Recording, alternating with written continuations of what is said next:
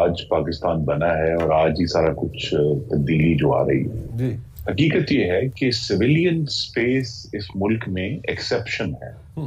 اور زیادہ عرصے میں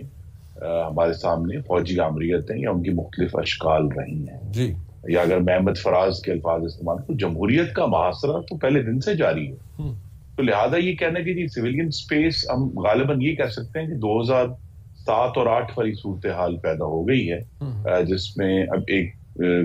خوفناک تجربہ عمرانی کے بعد جو کہ ایک ایکسٹریم فارم تھی ہمیں دوبارہ سے کریٹ کرنا ہے پاکستان کی جمہوریت کو اور یہ تبھی جنریٹ ہوتا ہے یہ بھی ہم سب کی اگر تاریخ نے کچھ سبق سکھایا اور ہم سیکھنا چاہیں